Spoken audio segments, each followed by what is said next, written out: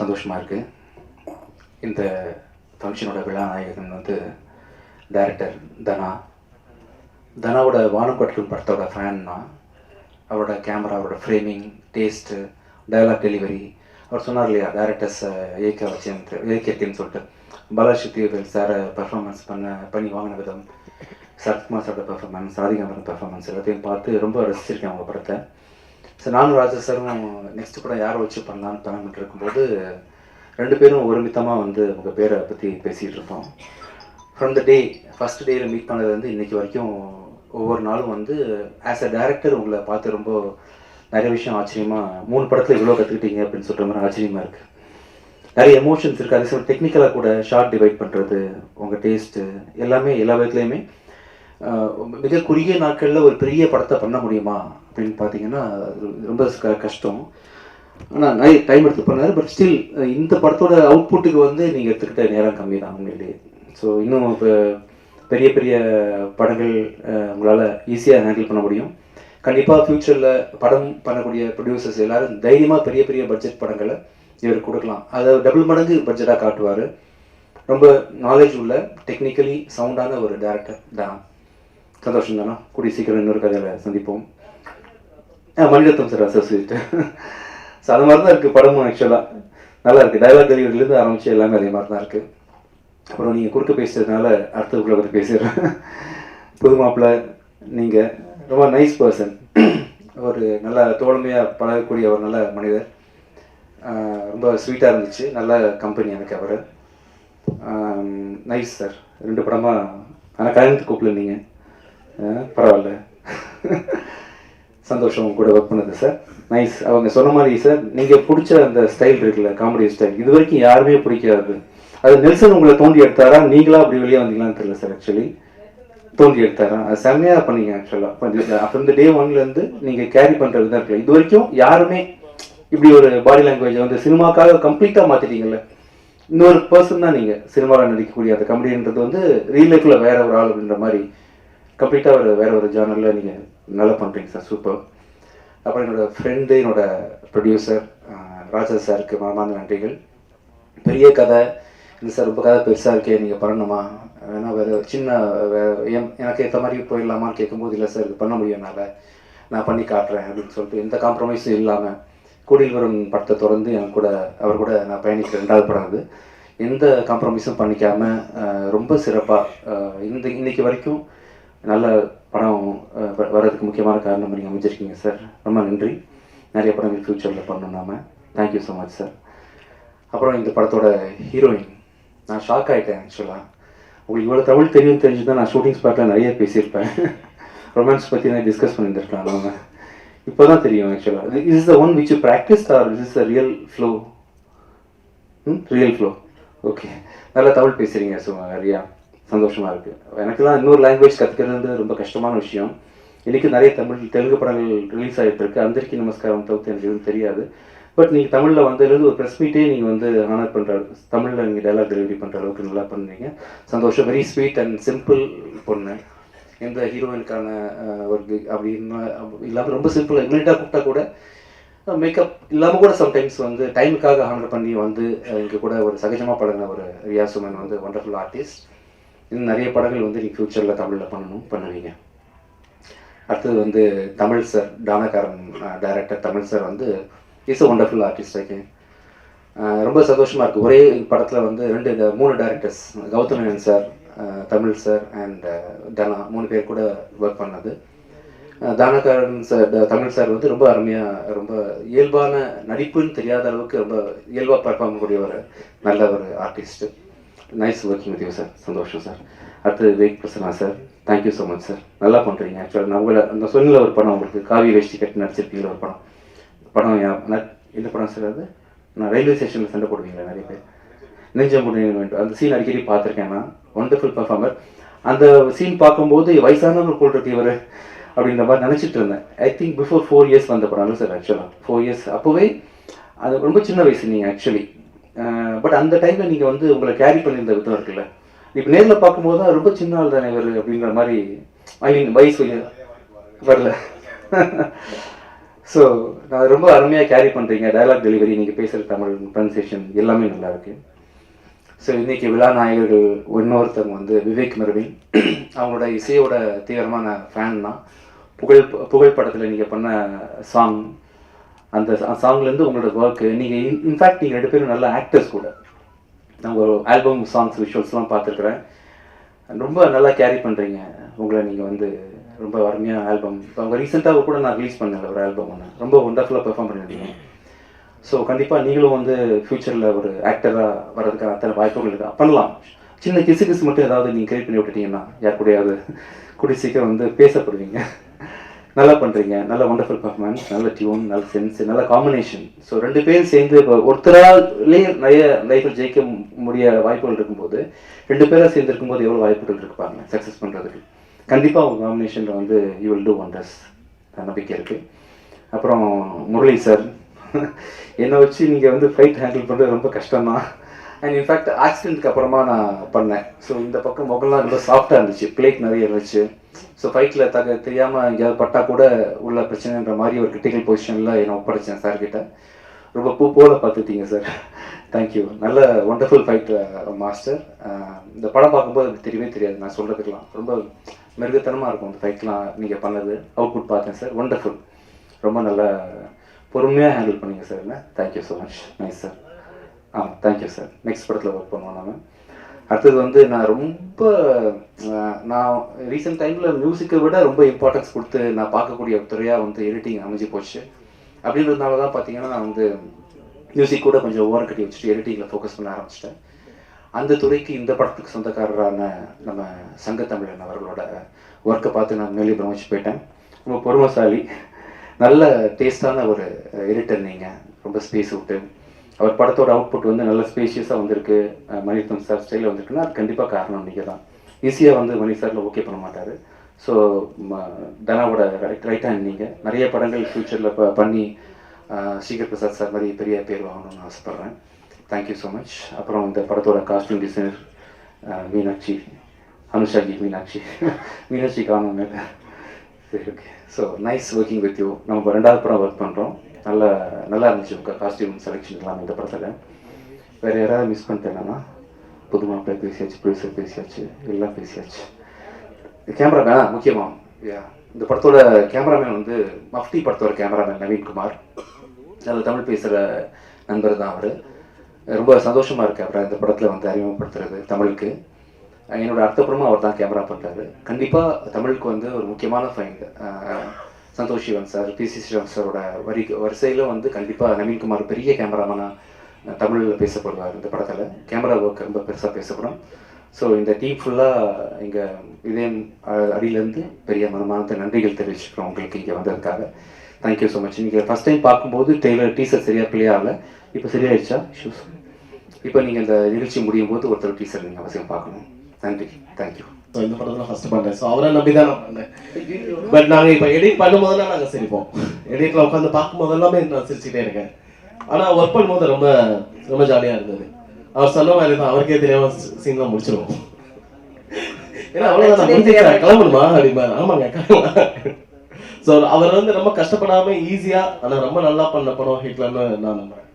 Super. நீங்க ஏதாவது பேசணும்னு நினைக்கிறீங்களா? கொடுங்க மேடம். நானே அணில் குஞ்சு இப்போதான் வந்துருக்கேன், அதனால என்னை விட்டுருங்க. நான் தான் நிறைய பேசுகிறோம். தானா சார்? இங்கே சார் ஹிட்லர் போட்டிருக்கீங்க, அதில் வந்து கன்னும் இருக்குது, இன்னொன்று வந்து நம்ம தேர்தலோட சிம்பிளும் இருக்குது, சின்னங்கள். இது எதை பற்றி, அரசியல் பற்றியான புரிதல் இருக்குமா? இதில் என்ன சொல்ல வரும்? ஹிட்லர்னா ஒரு சர்வாதிகாரம் தான் எல்லாருக்கும் தெரியும், இடியாமின் இவங்கெல்லாம். ஸோ இது ஹிட்லர் பேர் வச்சுருக்கீங்க சொன்னீங்க, பட் ஆனால் அந்த சிம்பிள் எதை சொல்ல போகுது? சர்வாதிகாரத்தோட சிம்பிளாக தான் ஹிட்லர் அதை கொண்டு வந்திருக்காரு. ஸோ ஸ்வஸ்திக் சின் அதோட சிம்பிள் அது. ஸோ ஹிட்லரோட கொடியில் இடம்பெற்ற ஒரு முக்கியமான இது. ஸோ ஹிட்லருங்கிற நேம் எப்படி ஒரு இருக்கோ, ஸோ அதனால அந்த சிம்பிளே நாங்கள் கொண்டு வரோம். ஒரு சர்வாதிகாரத்தோட அடையாளமாக மட்டும் கொண்டு வரோம். வேற எதுவும் இந்த இதுக்குள்ள வேற எந்த இதுவும் கிடையாது. ஹிட்லர் நீங்கள் மனசில் வச்சுட்டு ஸ்வஸ்திக் அந்த இதை பார்த்தா மட்டும் போதும் நினைக்கிறேன். சாஃப்டான கேரக்டர் விஜய் ஆண்டனி சார். ஆக்சுவலாக பார்த்தீங்கன்னா நீங்கள் சிம்பிளாக வேறு வந்திருக்காரு, செருப்பு கூட போடலை. அவரை எப்படி சூஸ் பண்ணீங்க? நான் சாப்பிட்டேன்னு நினைச்சிட்டு இருக்கீங்க நீங்க. இல்ல சார், நீங்க ஸ்டண்ட் கிட்ட சொல்லும் போதே தெரிஞ்சது எனக்கு நிறைய பிளேட் இருக்குது, ஆமா அதனால பார்த்தேன்னு சொல்லும் போது ரொம்ப சாஃப்ட் ஆயிட்டீங்க. சரி, ஆக்சுவலாக நிறைய பிளேட்ஸ் இருக்கிறதுனால கொஞ்சம் சாஃப்டாக ஹேண்டில் பண்ண சொன்னேன். நம்ம சாஃப்டாக தெரியல, நீங்களே நம்மளையும் சொல்லக்கூடாது. ஹீரோயின் கேட்கலாம். What you think about me? Am I soft? You have to see the movie to see more shades of sir. I also got shocked. படத்தை பார்த்தா என்னோட மொரட்டு குணம் வெளியே தெரியும். டேரக்டர் இன்னும் சொல்லவே இல்லையே உங்களை பத்தி. இல்ல, நான் விஜயானந்தி சாரை சூஸ் பண்ணல, விஜயானந்தி சார் தான் என்ன சூஸ் பண்ணாரு. ஒரு படம் பண்ணுவாங்கன்னு கூப்பிட்டாரு. கதை ஏதாவது இருக்குன்னு சொல்லுங்க அப்படின்னாரு. நான் இந்த ஹிட்லரோட கதையை தான் நான் முதல்ல எழுதின கதை, நான் படமா பண்ணணும்னு நினைச்சது அது. ஆனா அதை விட்டுட்டு அதுக்கப்புறம் நான் படையவரன் பண்ணேன். ஸோ இந்த கதை சாருக்கு சரியா இருக்குன்னு நான் நம்பினேன். ஸோ நான் போய் சொன்னேன், அவருக்கும் பிடிச்சிருந்தது, அப்படி தொடங்கப்பட்டது. விஜயானந்தி சார், இது வந்து உங்களுக்கு கொஸ்டின் இங்கே இருக்கீங்க. இது வந்து பர்சனலான கொஸ்டின் தான் விட்டுருங்க, வேணாம் சரிங்களா? நீங்க வந்து செருப்பு போடாத காரணம் என்ன ஏதாவது ரகசியம் இருக்கா? இல்லை அப்படி ஒன்றும் இல்லை, திடீர்னு மனசுக்கு தோணுச்சு. இதையும் பெருசாக யோசிக்கிறது இல்லை. திடீர்னு ஒரு நாள் ஸ்டாப் பண்ணின்னு தோணுச்சு, ஸ்டாப் பண்ணிட்டேன். திடீர்னு ஆரம்பிக்கணும்னு ஆரம்பிச்சிருக்கேன், அவ்வளோ. இப்போ ஒரு விஷயம் சொன்னீங்க, ஹீரோனிகிட்ட வந்து பேசும்போது ஒரு வேவ் லைன் ஒர்க் ஆகலன்னு சொல்லிட்டு அவங்க கம்யூனிகேஷனுக்காக நீங்கள் விட்டீங்க. மற்ற ஹீரோயின்லாம் எப்படி சார்? தம்பி என்ன சொல்கிறது, நான் பண்ணுற படங்கள்லாம் சீரியஸான படங்கள்ன்றதுனால நமக்கு வந்து ரொமான்டிக்கான போர்ஷன்ஸ் நிறைய படத்தில் வர்றதில்லை. பெரிய இலக்கு ஒன்று சூஸ் பண்ணிட்டு அதை சால்வ் பண்ணுற நோக்கத்தில் எல்லா கதைகளுமே அமைதுன்றதுனால இந்த படத்துலையும் பார்த்தீங்கன்னா டேரக்டர் வந்து ஒரு பெரிய ரெஸ்பான்சிபிலிட்டி கொடுத்துறாரு. எல்லா படமே கொஞ்சம் ஆக்ஷன் மோட்லேயும் சீரியஸாக ஹீரோ இருக்க வேண்டிய சூழ்நிலை. கொஞ்சம் இதை நம்ம ட்ரை பண்ணியிருக்கோம். ஆக்சுவலாக என்ன சொன்னேன்னா, உங்களுக்கு தமிழ் தெரிஞ்சிருந்தா இன்னும் நிறைய பேசியிருப்பேனே ஷூட்டிங் ஸ்பாட்டில், அது மாதிரி ட்ரை பண்ணியிருப்போமே அப்படின்லாம். கிங்ஸ்லி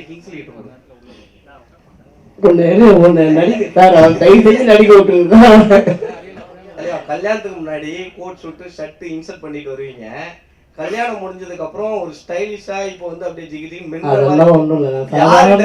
சொல்லி அனுப்புனது இல்லப்பா, இது புதுசாக எடுத்தேன் போட்டுன்னு வந்தேன், அவ்வளோதான், வேற எதுவும் இல்லை. அதெல்லாம் இல்லைங்க, பாவங்க, அவங்க ஷூட்டிங் போயிருக்காங்க. இது முதல் மேடை வேற, கல்யாணம் முடிஞ்சு எல்லாம் முடிஞ்சு முதல் மேடை எப்படி இருக்கு? வீட்டுல இருந்து யோசிச்சுட்டு வந்தியா? இது முதல் மேடை தான், சூப்பரா இருக்கு. படத்துல எப்படி விஜயானந்தி சாரோட நீங்க வந்த ஜாலியா இருப்பாரு, நீங்க நினைக்கிற மாதிரி கிடையாது. சார் எப்பவுமே ஏதாவது ஒரு கமெண்ட் பண்ணிட்டு ஜாலியா இருப்பாரு, டெரர்லாம் கிடையாது, சாஃப்ட் தான்.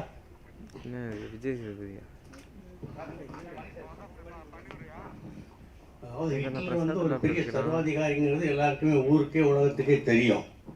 அவருடைய ஸ்வஸ்திகா சின்னம் இருக்கு பாருங்க, அதை நீங்க குறிப்பிட்டிருக்கீங்க இங்க. அது ஒரு மத குறியீடு.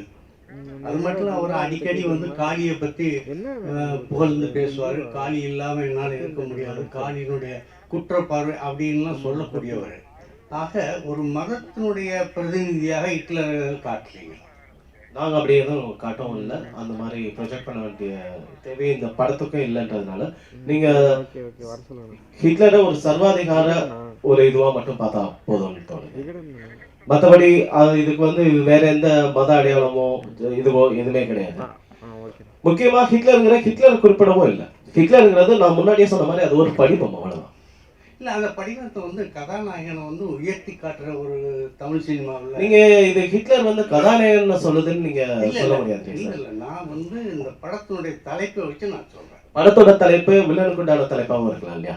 ஓ, அப்படின்னா கதையினுடைய நாயகன் எதிர்நாயகனா? கதையினோட நாயகனை மட்டுமே தலைப்பா வைக்கணும்னு இல்லையா சார்?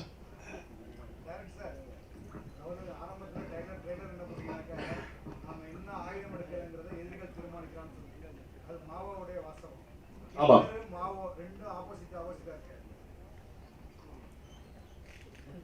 இல்ல எனக்கு அதுதான் புரியல. நீங்க வந்து அதுல இருக்க கருத்தை எடுத்துக்கணும் தான் நான் நினைக்கிறேன். அது அதோட யார் சொன்னா அவர் சொன்னதுல ஏதாவது குறியீடா இருக்கா அப்படின்னு போனா கிடையாது. இந்த படத்துக்கு அந்த வரி வந்து ரொம்ப முக்கியமான வரி. ஒரு போராட்டம் அப்படிங்கறது வந்து நம்ம எந்த விதமா போராடம் அப்படிங்கறத வந்து நம்மளோட எதிரி தீர்மானிக்கிறாங்கிற ஒரு மாவோட அந்த வரிகள் வந்து ரொம்ப முக்கியமான வரிகளா நான் நம்புறேன். இதை வந்து அதனால இதை நம்ம கொண்டு வரோம். ஹிட்லருங்கிறத வந்து ஒரு ஒரு சர்வாதிகாரத்தோட ஒரு அடையாளம். ஒரு சர்வாதிகார ஒரு மனிதன் ஒரு சர்வாதிகாரத்தை அடைஞ்சிடக்கூடாது, ஒரு ஹிட்லரா ஆயிடக்கூடாது அப்படின்ற ஒரு முனைப்பு தான் இந்த படம்.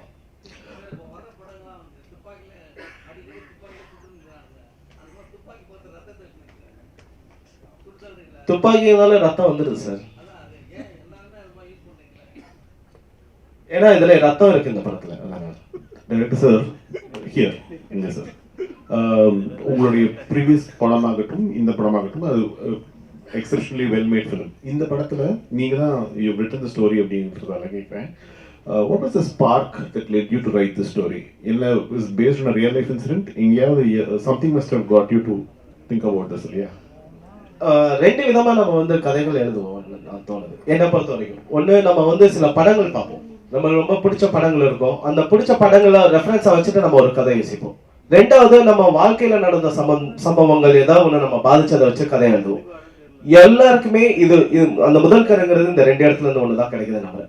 நான் என்னோட ஒரு நாள் பயணத்துல எனக்கு ஒரு எக்ஸ்பீரியன்ஸ் இருந்தது, அதை பேஸ் பண்ணி யோசிக்கும் போது இப்படி ஒரு கதை வந்து இது வந்து ரியல் லைஃப் இன்சிடென்ட்ஸ்ல இருந்தே வருதுன்னு சொல்லலாம்.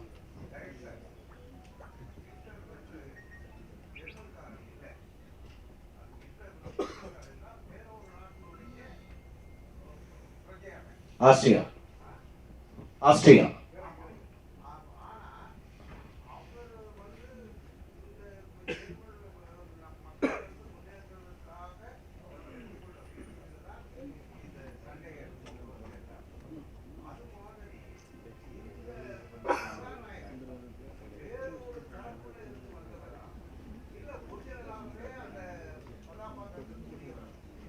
இந்த ஹிட்லருக்கும் கதாநாயகனுக்கும் சம்பந்தம் இல்லை சார்.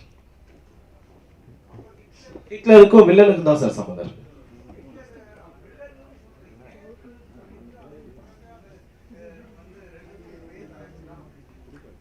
இல்ல எனக்கு கேள்வி புரியல. ரெண்டு தலைப்பும் ஒரே தலைப்புன்னு எனக்கு புரியல சார்.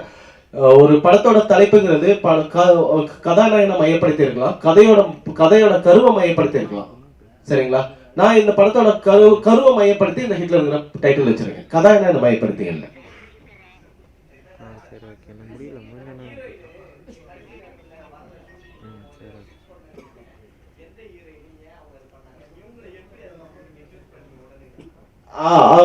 படத்துல நடிக்காதவங்களை பத்தி நம்ம பேசி அதை இது பண்ண வேணாம். அவங்க உண்மையிலேயே இந்த படத்துல ரொம்ப இன்வால்மெண்டோட ஒரு ஹீரோயின் இருந்தாங்க. பட் அவங்க பர்சனல் ரீசனால அவங்களால வர முடியல. அவங்க ஃபேமிலியில ஒருத்தருக்கு வந்து ரொம்ப சீரியஸா இருந்ததுனால அவங்க கூட வந்து பாத்துக்க வேண்டியதாயிருச்சு. அதனால அந்த போனாங்க. 2 நாள்ல எங்களுக்கு வந்து ஒரு ஹீரோயின் கண்டிப்பா வேணும், அதுவும் என்னோட கேரக்டர் ஏற்ற மாதிரி வேணும், விஜயாண்டி சாருக்கு ஆப்டாவும் கரெக்டாகவும் இருக்கணும்.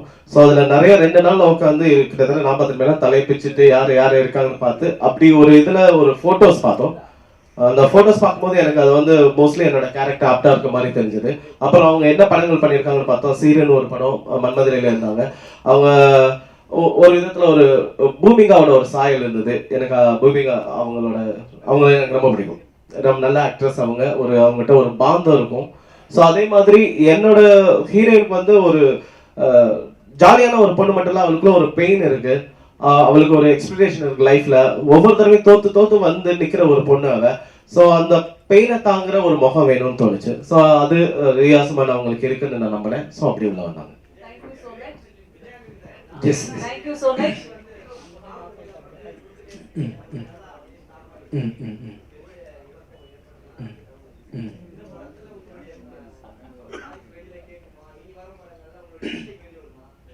ஆக்சுவலாக நெக்ஸ்ட் இயர் 2-3 படம் மியூசிக் பண்ணலான்னு இருக்கேன். இந்த படத்தில் நான் பாடிக்கேனா இல்லையான்னு சஸ்பென்ஸ்ன்னு வச்சுருக்காங்க. சஸ்பென்ஸாக விட்டுலாமா? நான் பாடி கேட்டது சஸ்பென்ஸாக வச்சிடலாம். ஓகே, நான் பாடி கேட்டது சஸ்பென்ஸாக இருக்கும். அப்படியே தெரிஞ்சு அவங்களுக்கு மட்டும் தெரியட்டும், வேறு யாருக்கும் தெரியக்கூடாது. ஓகே, நமக்கு மட்டும் வச்சுக்கலாம், ஃபியூச்சரில் சொல்லிக்கலாம். இந்த ஒரு பாட்டு பாடிருக்கேன். ஹிட்லர் படத்தின் பத்திரிகையாளர் காட்சிக்கு வந்து சிறப்பு சேர்த்த அனைவருக்கும் எங்கள் அன்பும் நன்றி. இப்போது ஒரு குரூப் போட்டோ.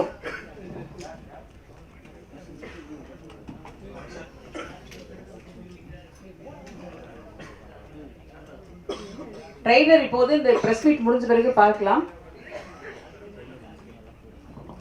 டெஃபினட்டாக எந்த சேலஞ்சஸுமே கிடையாது. ஆக்சுவலி வந்து இதுக்கு முன்னாடி நாங்கள் ஸ்பீச்சில் சொன்ன மாதிரி தான் 2 பேருமே வந்து சாரோட சாங்ஸ்க்கு எங்களுக்கு ரொம்ப ரொம்ப பிடிக்கும். பட் ஆனால் வந்து என்னென்னா இந்த படத்தை பொறுத்த மட்டும் சாங்ஸ் வந்து தனா வந்து நரேட் பண்ண ஸ்டேஜ்லேருந்து என்னன்னா சாங்ஸ் வந்து படத்துக்கு தேவையான சாங்ஸ் மாத்திரம்தான் இருக்கு. இந்த சென்ஸ் வந்து இது வந்து ஒரு கட் பண்ணி ஒரு இடத்துல ஒரு சீன் போயிட்டு இருக்கு, அங்கேருந்து கட் ஆகி ஒரு கம்ப்ளீட்டாக ஒரு வேற இடத்துல ஒரு சாங்கோ அப்படிப்பட்ட ஒரு சாங்ஸே இல்லை இந்த படத்தில். எல்லாமே படத்தோட சேர்ந்து அந்த படத்தோட கோரோட என்ன சாங்ஸ் இருக்கோ அப்படிப்பட்ட ஒரு இதுதான். அண்ட் ஆக்சுவலி வந்து இதில் ஒர்க் பண்ணும்போது எங்களுக்கு ரொம்ப எக்ஸைட்டிங்காக இருந்தது. ஏன்னா வந்து எப்படின்னா நீங்கள் சொன்ன மாதிரி தான், சாரோட இவ்வளோ படம் நம்ம கேட்டிருக்கோம் பாட்டு. ஸோ நம்ம பாட்டை வந்து அவர் வந்து கேட்டு அவர் அதை ஜட்ஜ் பண்ணும்போது அவரோட ஃபீட்பேக்காக தான் நாங்கள் வெயிட் பண்ணிட்டு இருந்தோம். அண்ட் அவருமே வந்து பயங்கர ஸ்வீட். ஃபர்ஸ்ட் டே வந்து அவர் சொல்லிட்டு இருந்தாரு அவர் வந்து எங்களோட ஒர்க் எப்படி ஃபாலோ பண்ணிட்டு இருக்காரு அப்படிங்கிறது. ஸோ அதனால இந்த படம் பண்ணுறது வந்து எங்களுக்கு சேலஞ்சஸ் எதுவுமே இல்லை. அண்ட் கான்ஸ்டன்ட்டாக நாங்களுமே வந்து தனா கிட்ட ஒரு பாட்டு கேட்கும் போதே நாங்களும் கேட்போம் சார் என்ன ஃபீட்பேக் சொல்றாரு, அவருக்கு பிடிச்சிருக்கா என்ன அப்படின்னு சொல்லிட்டு. ஸோ அதனால வந்து ரொம்பவே ஜாலியாக ஒர்க் பண்ண எக்ஸ்பீரியன்ஸ்.